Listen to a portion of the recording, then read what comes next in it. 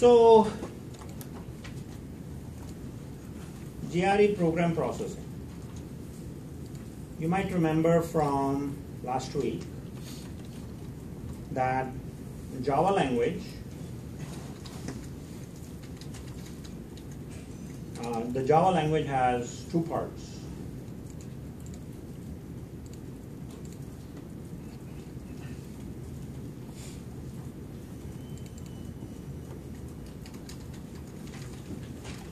It has the language and it also has a runtime environment.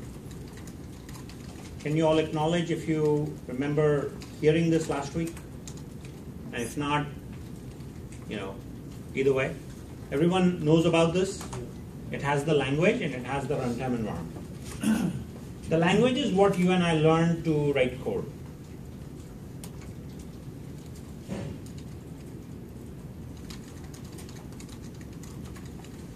And runtime environment is what?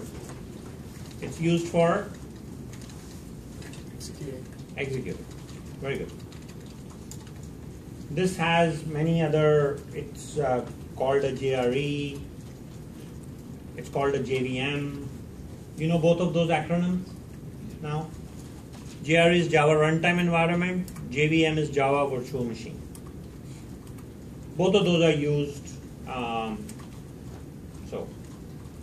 So what I wanted to do was, I wanted to show you inside the JVM.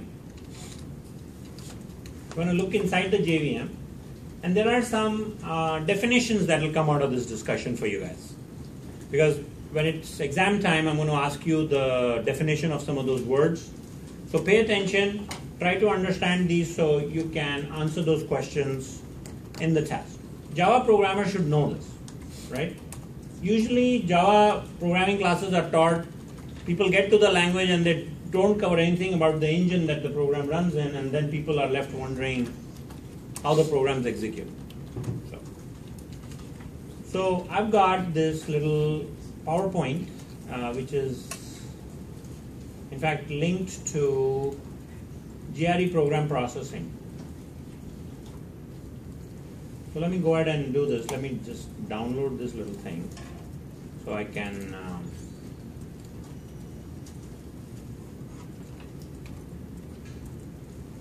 can point you guys to this picture and the different things in it. This is a snapshot of what the Java virtual machine looks like from the inside. If you have trouble seeing this picture from far away, you can open it locally as you are reviewing this with me.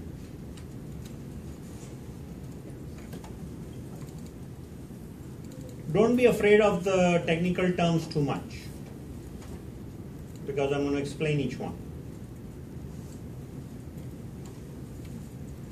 So, classes. Classes in class path. Classes, what are classes first of all? When we are referring to the word class here, we are referring to the binary version of source code created using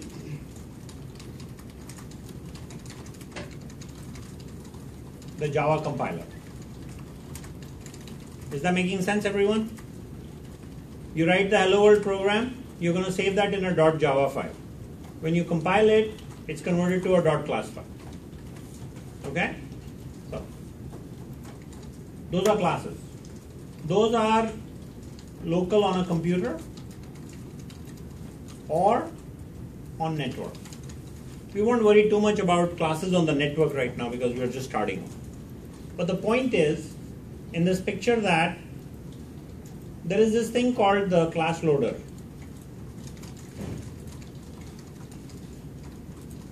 Class loader will load the class from local directories or the network.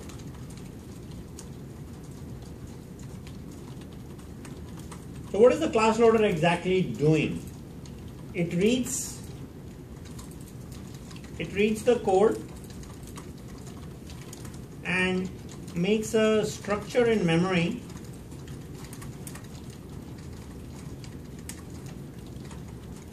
so it can be used during execution.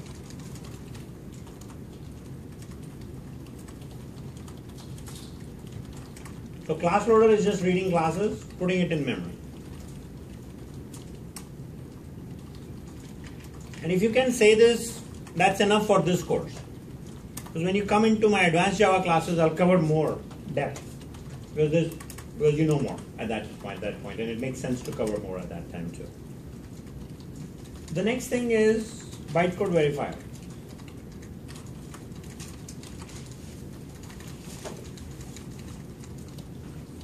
Bytecode verifier. So it verifies the binary code. Why does it need to verify, and what is it verifying? See, yeah, it's verifying the language syntax. That's one thing it verifies. Very good. See, if I go back to the two parts that I mentioned earlier, you create a .java file here, and when you're ready, and then using the compiler, you create a .class file. Then you give the .class file to the runtime environment to execute. Is it possible that the .class file could be modified in between the compilation and runtime? It's totally likely. Somebody could go into, go in and open the class file, modify it, maybe put some bug in it, and then if you try to run it, then that bug runs and it causes some negative issues. So what we are trying to do here is we are trying to make the language in the platform itself hacker proof. So nobody can go in and mess things up. So that's why we have this thing called the bytecode verifier. So what happens is, in bytecode verification, it checks if the class file has been modified. It's very easy to do that because when you have your source code and it compiles, it can generate based on the contents of the Java file. It can generate a signature that it puts in the class file. So how is that done? So we look at the contents of Java file, create a signature, and add it to the class file. Now this happens at the time of compilation.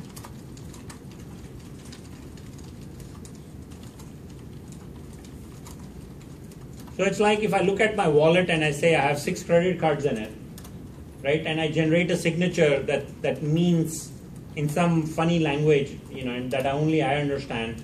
I could say there are 6 credit cards in my wallet.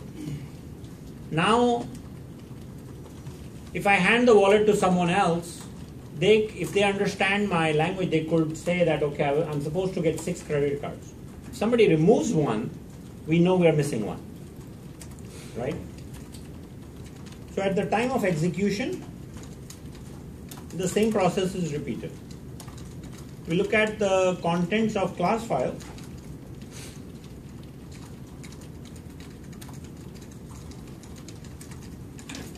And then we regenerate the signature and compare. If matches, no change, then things are okay. If mismatch, then do not load the class.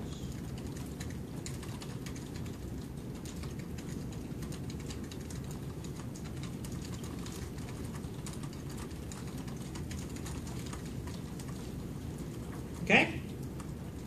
So,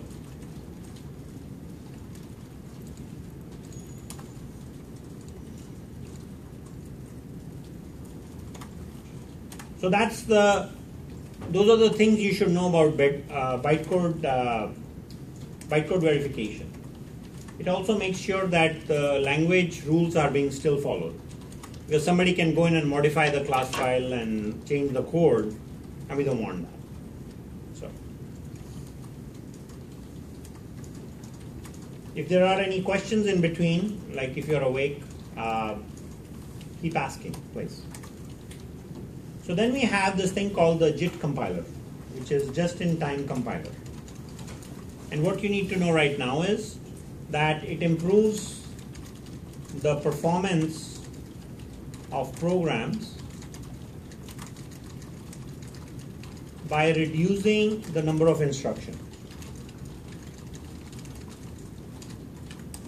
So if something takes, if there is a way to do something that takes 100 instructions, JIT compiler will go in and say I can do it in 30. So it improves the performance. How it does it, we'll leave that for later. We also have bytecode interpreter. This is what makes Java language an interpreted language. This executes Java instructions one at a time.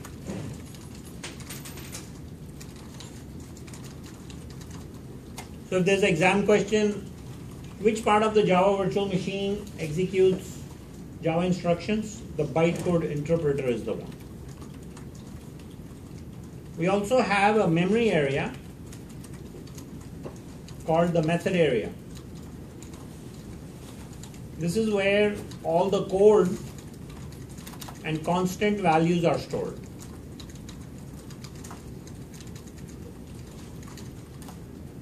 This is where all the code and constant values are stored. Finally, you have user and system threads.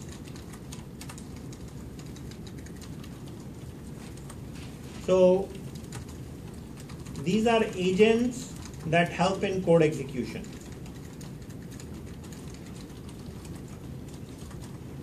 Okay? And obviously then if these are agents for code execution, it works with these threads, or these agents will work with bytecode interpreter.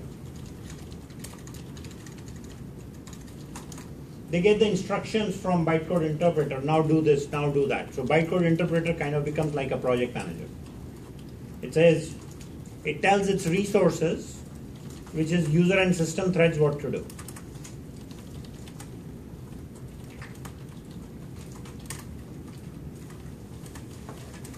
Can I answer any questions for anyone on all of these topics? And since I really want you guys to know this, I'll post some of these notes on the website, because I know you're trying to feverishly catch up with me because I'm going at 20 miles an hour, right? So I'll post these for you so you have them, okay? But please keep taking your own notes as well, because one of the things that happens for learning is that once you have typed something or written something down, it's gone through your head, they say you remember it better. Then we have the heap. Heap is part of the memory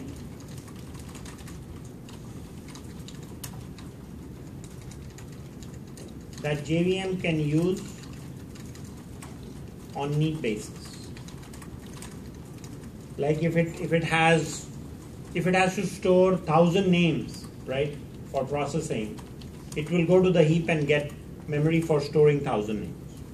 So we'll use a technical term here and say for dynamic memory allocation, which means what? Program is executing, it needs memory, it will go to the heap and get it, right?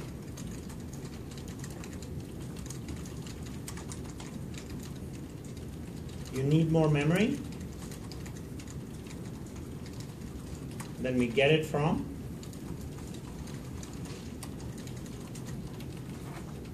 heap. And then we have One other small thing which is on top here, JNI.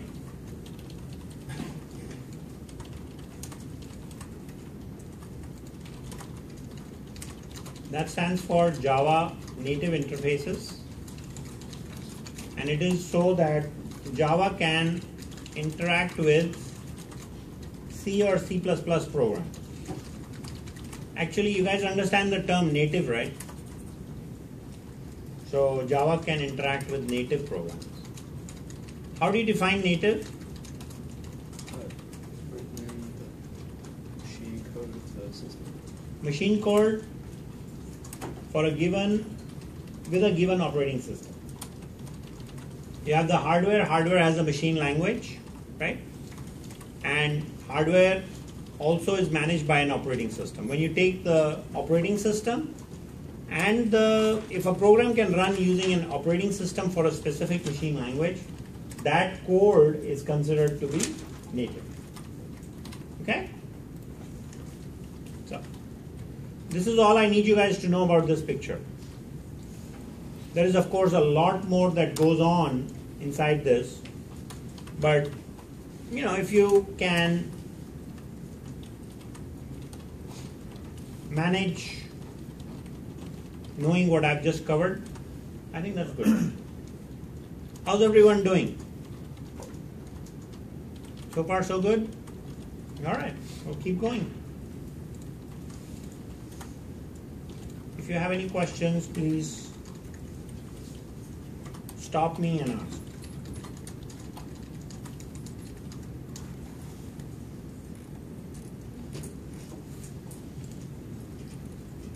Yes? Can you go back to this diagram for a moment and just explain which comes first? Oh, sure. Compiling. So the question is, when the program is executing, all these different moving parts in the Java virtual machine, how are those used, in what sequence? That's your question. So what happens is, when you say Java hello world, which will execute in a moment, what will happen on the inside is, your class will be one of these little boxes. It will get loaded by the class loader. Class loader will say, because I have to execute that program, right? And I just told you the name of the class, you say Java hello world. It's going to go look for the file name hello world. That's why the name of the file and the name of the class has to be exactly the same. If it's not, you'll get runtime errors. So class loader goes out, loads the class, then we go through bytecode verification. Has the class been modified? All those things that I mentioned about bytecode verification. Then we put it through JIT compiler, because we want to make sure that if there is a faster way to run the code, we are going to put it through the JIT compiler. So then if it reduces the number of instructions from X to Y, with Y being less than X hopefully, then it's passed on to the bytecode interpreter. Bytecode interpreter says, let me take the first instruction, and then it will go out and create a user thread. This is where your main method executes, right? So the user thread takes the instructions from bytecode interpreter and executes. If the code is to be saved in memory, it's put into the method area. If you declare any constants or some variables, those are saved in the method area, and that method area memory is used by these user and system threads. If it turns out that while you're executing the code, you need to save or process 1,000 strings, we go to the heap and we allocate or grab more memory. And when this thread is done, it's removed from memory. So is this. How is the memory management done in Java? It's done by automated garbage collection. Those are the system threads. These dark colored box indicates the system threads. So one of the examples of a system thread is garbage collection. And it just goes out and picks up unused pieces of memory, reclaims, so the memory in the Java virtual machine is always optimal. Unlike other programming languages or runtime environments, you are accountable for memory management. In Java, it happens automatically. That's the answer to your question. Very good. Okay.